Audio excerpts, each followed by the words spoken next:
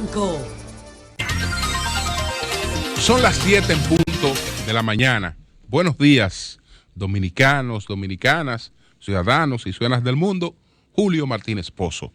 Los comentarios de los temas más importantes en el programa de mayor influencia de la radio y la televisión nacional. En este martes 12 de noviembre, buenos días a todo el equipo del Sol de la Mañana, a toda la audiencia de Sol, la teleaudiencia de Telefuturo, Canal 23. Buenos días a todas las personas que nos siguen a través de las redes sociales. Buenos días a todos y a todas. Entonces, nuestros puntos en el día de hoy. Vamos a hablar un poco, breve, de el anuncio de el pago gubernamental del salario de Navidad.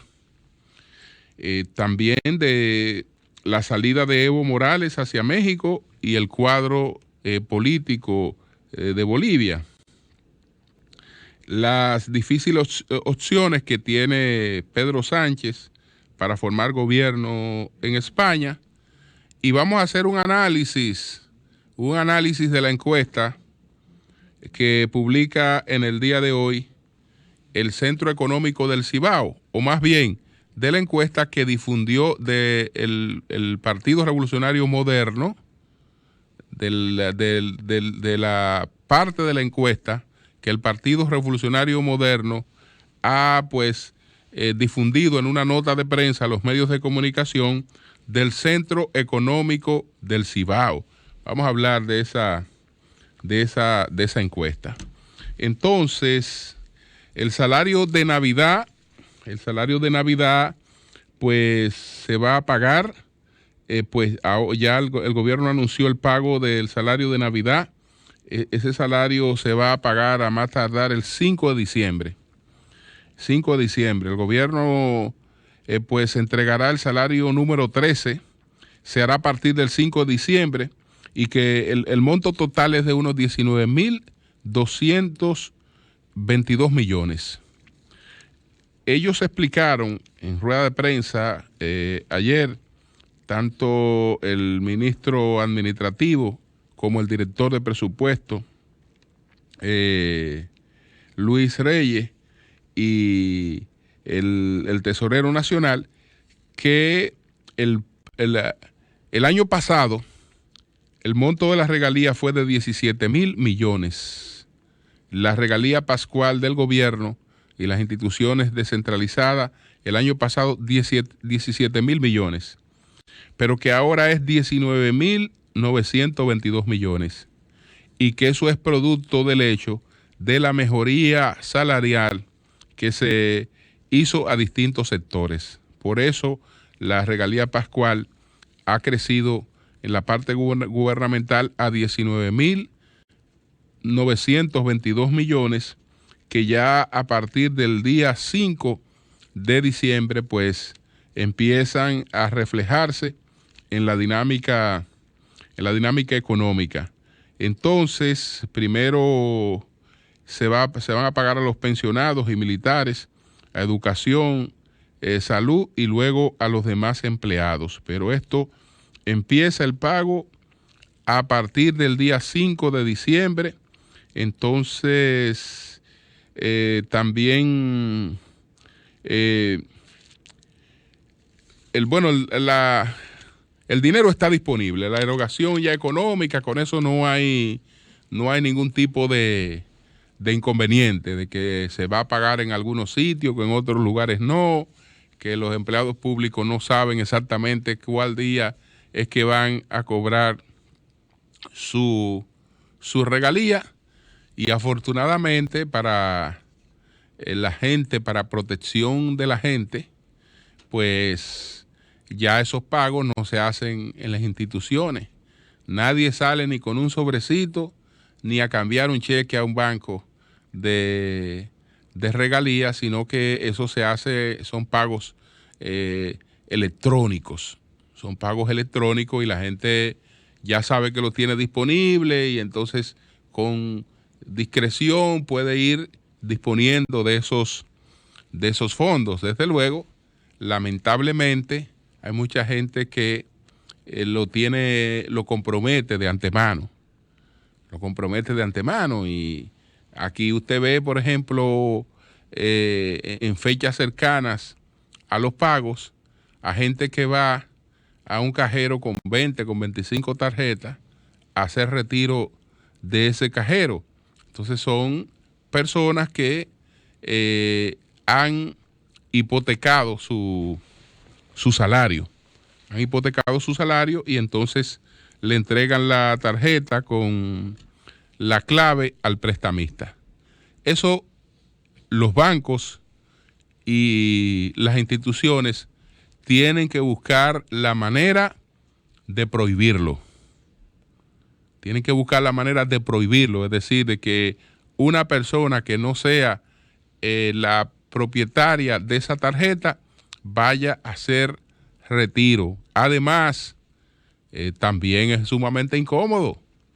Hay gente que tiene la decencia de ver si hay otras personas ahí, ellos retiran, entonces después se ponen a un lado y permiten que las otras personas vayan y retiren. Pero si usted coincidió con una gente al lado haciendo esa cantidad de retiro, ya usted sabe lo que eso representa. Entonces, pago del salario de Navidad en el gobierno a partir del próximo 5 de diciembre. Ya eso lo veremos en la dinámica de la economía. Entonces, Evo Morales, pasando a Bolivia, se fue a México, acogió pues la apertura de México. México siempre ha tenido esa tradición. Creo que su salida de Bolivia contribuye a bajar un poco esa olla de presión.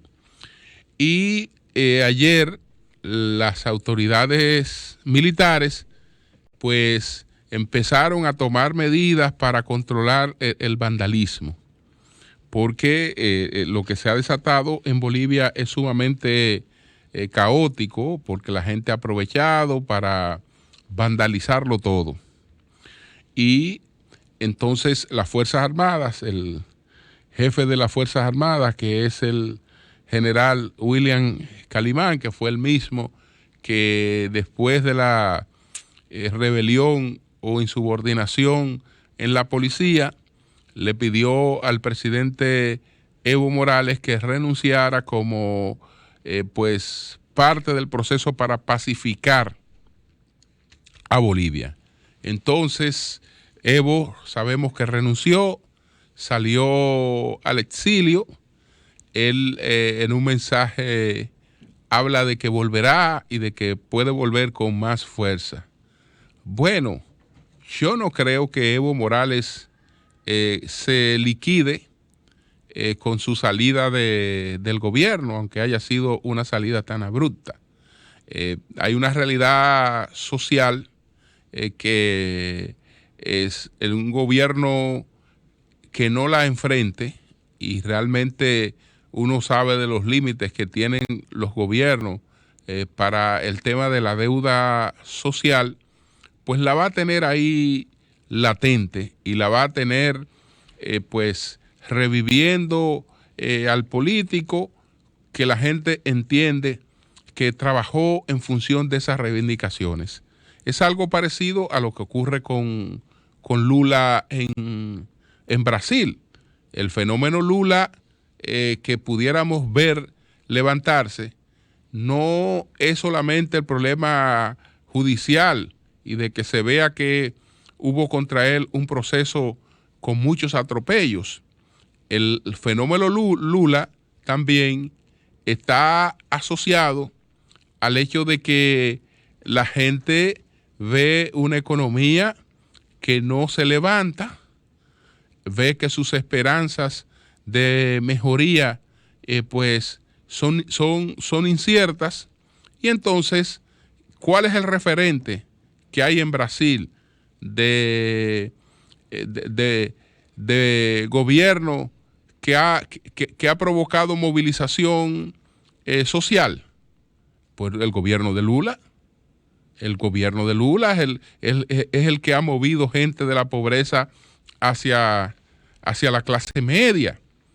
El gobierno que creó una serie de cosas que no fueron solamente expectativas, sino que se vivieron en la realidad. Entonces, ese referente frente a un Bolsonaro incapaz de dar respuesta a esas situaciones, porque él tiene un eje temático, que era el eje temático de la seguridad, que siempre es un tema importante, pero él no ha podido resolver los problemas de seguridad, pero tampoco los problemas de las carencias sociales y del hambre, de la miseria, de la falta de empleo, de la falta de oportunidades, y entonces esas cosas se reflejan en una preferencia por quien representa todo lo contrario.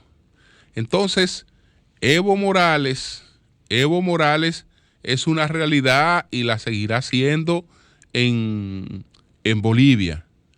¿Por qué? Porque nada que se ha producido, los pueblos a veces entienden que con explosiones sociales, con una serie de cuestiones asemejadas a la primavera árabe, pues se resuelven los problemas. Y fíjense que de la primavera árabe, de la llamada primavera árabe, no salió nada que representara mejoría para la gente.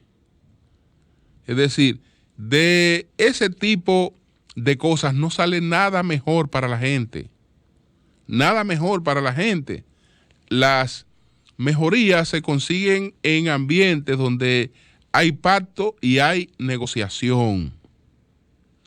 Hay pactos y negociaciones políticas.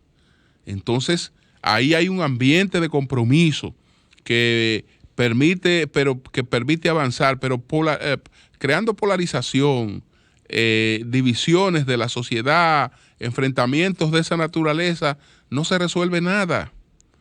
Cualquiera que gobierne en Bolivia, en poco tiempo está en el descrédito, en poco tiempo está en la impopularidad, y más si no tiene un nivel de colaboración de las otras fuerzas. Por eso los caminos del progreso son caminos siempre del diálogo, de la concertación, de los pactos, aunque esos pactos no representen necesariamente toda la aspiración y toda la reivindicación de la gente, pero sí puntos de avance. Entonces, esa es la situación de Bolivia. Por otra parte, entonces tenemos la situación en España. Bueno, si Podemos y el PSOE o el PSOE se unen, 120 más 35 son 155 votos. Pedro Sánchez necesita 176 votos para poder tener la mayoría que le permita formar gobierno. No la tenía antes de estas elecciones y ahora la tiene menos. ¿Qué cosas tendrían que ocurrir para que Pedro Sánchez pueda formar gobierno? Bueno, que el Partido Popular, el PP, tendría dos opciones para permitir que Pedro Sánchez forme gobierno.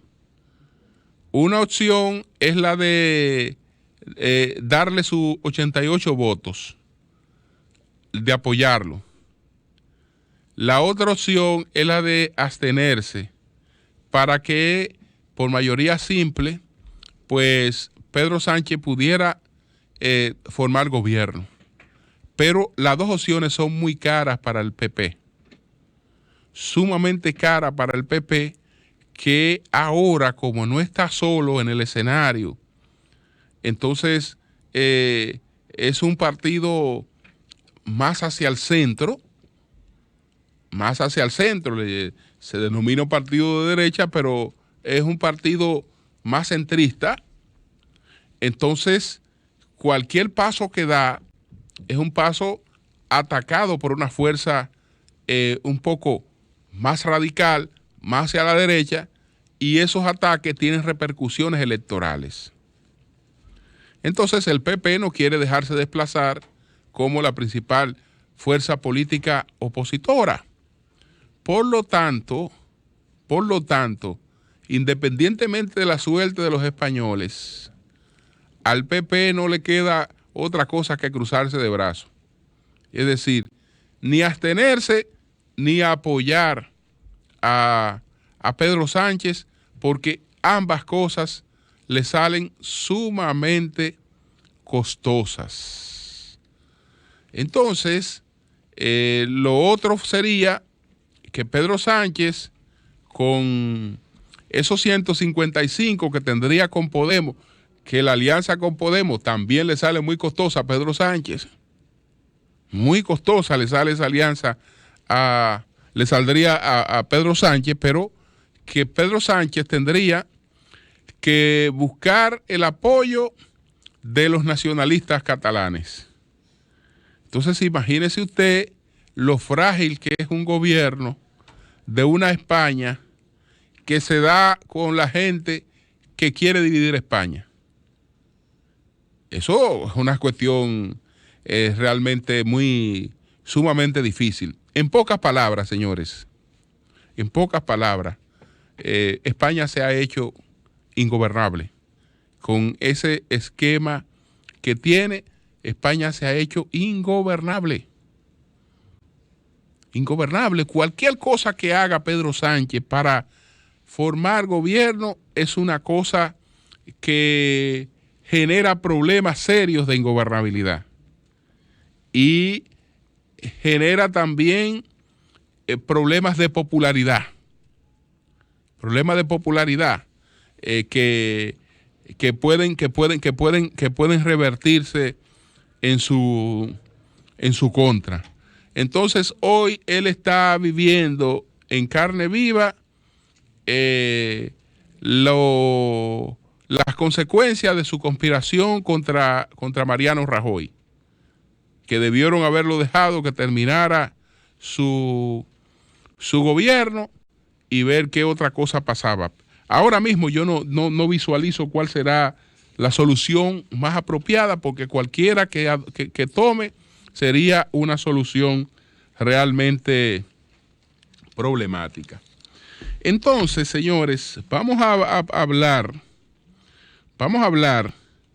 de la encuesta que se ha publicado hoy, de la encuesta que difundió el PRM, de un fragmento de la encuesta del Centro Económico del Cibao que el PRM difundió a través de una nota de prensa a los distintos medios de comunicación y que la publicaron casi todos los medios, pero los medios, en principio yo creía que le iban a dar el manejo que le dieron en sus versiones digitales, porque en las versiones digitales los medios reprodujeron el mismo titular de la nota de prensa del PRM. Y entonces, en ese titular de la nota de prensa del PRM, lo que se dice es lo que dice el Diario Libre en su primera plana, en su pequeño titular de primera plana, que dice: Abinader ganaría la primera vuelta. Pero incluso aquí ellos son más cuidadosos, porque dice Abinader ganaría la primera vuelta. En la versión digital que yo leí anoche, en casi todos los medios, el titular era que Abinader ganaría en primera vuelta.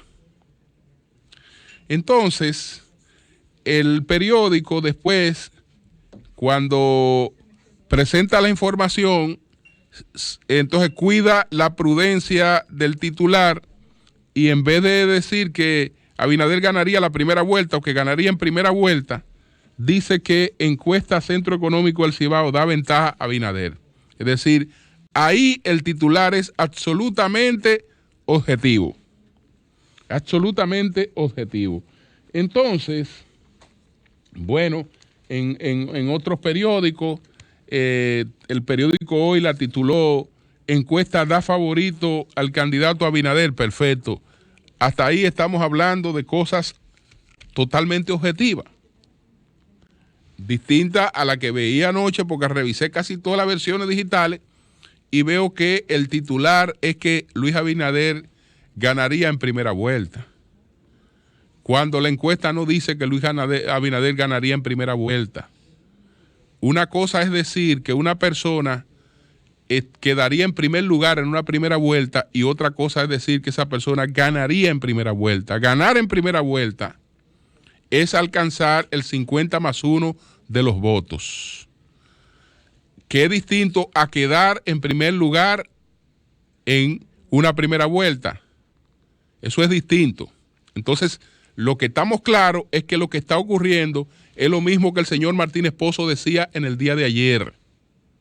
Porque lo que quiero reivindicar de esa encuesta es que esa encuesta no dice otra cosa que lo que el señor Martínez Pozo ha dicho aquí sobre el escenario político actual. ¿Qué decía yo hace poco más de una semana con relación al cuadro político actual? Decía que aunque las encuestas en estos momentos todavía no pueden dar una realidad con cierta firmeza de cuál es el panorama que tenemos, en las encuestas que había visto hasta ese momento, la diferencia entre Gonzalo Castillo y Luis Abinader era de 12 puntos. Eso dijo el señor Martínez Pozo aquí, que la diferencia, y estamos hablando de hace una semana o algo más de una semana, que lo planteó este señor, que la diferencia entre Luis Abinader y Gonzalo Castillo era de 12 puntos, que no era mayor de 12 puntos, que destacaba en esos momentos que las encuestas que determinaron la candidatura de Gonzalo, es decir, las encuestas en base a las que el PLD, Danilo Medina, el sector de Danilo Medina, escogió a Gonzalo Castillo como el candidato del danilismo, esas encuestas, que fueron 4, daban una diferencia a favor de Leonel Fernández de un 20%. Nunca un 70-30 como a Sisa ni nada por el estilo, sino que daban a Leonel Fernández una diferencia de un 20%. Entonces estamos hablando de que Gonzalo Castillo, con una diferencia frente a Leonel Fernández de un 20%, un mes y algo antes de las primarias, una diferencia de un 20%, pues logró revertir esa diferencia. Usted lo puede colocar en el peor escenario, y en el peor escenario usted diría, y así es de manera objetiva, que tumbó la diferencia. En poco más o un poco menos de un mes, tumbó la diferencia de 20% que le tenía de ventaja pues Leonel Fernández. Entonces, cuando destacaba eso, como lo reiteré en el día de ayer, lo que estoy destacando es que Luis Abinader, en el peor momento del PLD, no ha tenido frente al PLD una diferencia mayor de 12%. Los que crean que esa diferencia da para hacer traje y para seguirse repartiendo los cargos, bueno, que se sigan repartiendo los cargos y que hagan su traje. Los que crean que una diferencia de 12 puntos da para eso. Una diferencia de 12%, lo único que quiere decir, una diferencia de un 12%, que por cierto, yo me estoy quedando en el 12% porque la encuesta que difundió ayer el PRM, lo que está diciendo es eso, La encuesta que difundió el PRM está diciendo que Luis Abinader tiene 42.9 y que Gonzalo Castillo tiene 31.1. Miren a ver si ahí no está la diferencia de 12% a la que el señor Martínez Pozo se está refiriendo desde hace más de una semana. Miren a ver si ahí no está. Es decir, es exactamente admitiendo lo que había planteado con relación a varias encuestas que había visto y más o menos promediaban eso. Más o menos promediaban eso. Es decir, que al abordar ese tema yo no me he apartado un milímetro de la objetividad. Y eso lo confirma hoy el PRM al difundir esa encuesta. Naturalmente, hay una parte que el PRM no difunde, que para los fines de la República Dominicana es sumamente importante, pero esa parte parece que no conviene, porque si esa parte hubiese convenido, fíjense que la parte que le conviene al PRM para establecer que su candidato tiene 12% por encima del candidato del PLD, sí la ha difundido. Sin embargo, una parte que es clave, que es elemental, no aparece. No aparece el posicionamiento de los partidos políticos. ¿Por qué razón no aparece el posicionamiento de los partidos políticos? Porque no la hizo el Centro Económico, sí la hizo. Ahora, ¿qué es lo que está dando el posicionamiento de los partidos políticos? Bueno, el que le diga a usted que el PLD no ha tenido un descenso como partido, le miente. El PLD ha tenido un descenso como partido. Con todo y su descenso, sigue siendo el partido número 1, sin embargo. Por eso esa parte de la encuesta no se publica. Por eso esa parte de la encuesta no se da a conocer. La del posicionamiento de los partidos políticos, esa parte no se da a conocer. Entonces, sería importante, ya eso lo veremos en próximas encuestas y en encuestas más o menos que tengan cierta credibilidad, y yo no le estoy restando la menor credibilidad a esta del Centro Económico del Cibao, porque incluso todo el mundo sabe que quien ha estado dando esa encuesta en primicia de alguna encuesta del propio centro que no se habían publicado fue este señor, que dio varias encuestas del propio Centro Económico del Cibao en primicia hechas para el PRM. Entonces, esa es otra vertiente. Entonces, estamos hablando primero de un partido que ha disminuido, pero que no ha sido desplazado del primer lugar. Y segundo, de un candidato que, si bien es cierto que ha tomado ventaja de la crisis, esa ventaja no ha sido una ventaja, digamos, que no pueda ser superada. Cuando un candidato tiene un 12% por encima de otro candidato, lo único que eso quiere decir es que si el otro creció un 6%, está en empate. Y alguien objetivamente puede descartar un crecimiento de un 6, de un 7% del candidato de la principal maquinaria electoral del país, faltando 8 meses para unas elecciones, porque las elecciones que están pendientes ahora no son las elecciones presidenciales. A lo que se va en febrero son elecciones municipales. Entonces, eso le está planteando que cuando este señor decía ayer que aquí no se sabe dónde están los cuartos, le está hablando con absoluta objetividad sobre el panorama político actual. ¿Cuál es el posicionamiento de la Fuerza del Pueblo? Una tercera parte del posicionamiento de Leonel Fernández. Una tercera parte del posicionamiento de Leonel Fernández, que eso también va a ser determinante. Eso va a ser determinante. Lo inmediato y lo que usted puede visualizar en distintas encuestas hasta ahora, desde la crisis hasta aquí, primero, usted siempre se encontró, y no hay una sola encuesta, incluso en los días más próximos de la crisis del PLD, no hay una sola encuesta en la que Leonel Fernández estuviera por encima de Gonzalo Castillo. No hay una sola. Entonces, eso quiere decir que realmente ese aspirante le ganó al otro, porque las mediciones inmediatamente posteriores lo colocan por encima de Leonel Fernández, como lo coloca esta.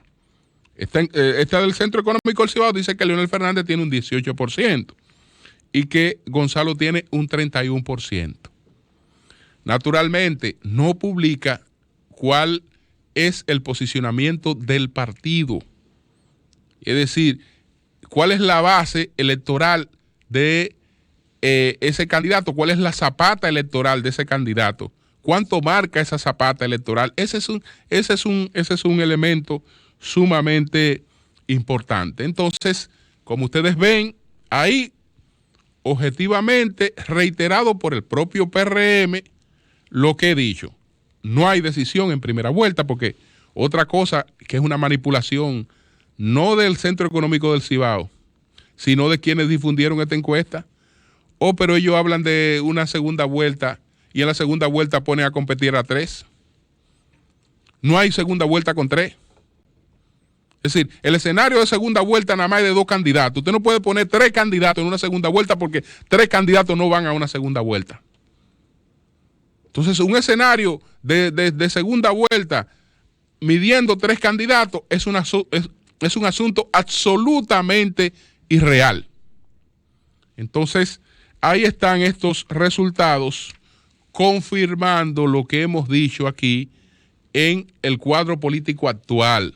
Que para finalizar, cuando hablé ayer de un descenso de 3 puntos de Luis Abinader, no estoy hablando de una cosa distinta a lo que esta encuesta plantea, porque chequé en la fecha de esta encuesta y chequé en la fecha a la que yo me refería en el día de ayer. Yo hablaba de la última semana. Hablaba de un descenso de 3 puntos en la última semana. Esta encuesta no es de la última semana. Esta encuesta es del 5 o 6 de noviembre. Entonces, como ustedes ven, no hemos estado ni un milímetro alejado de la realidad. Cambio y fuera.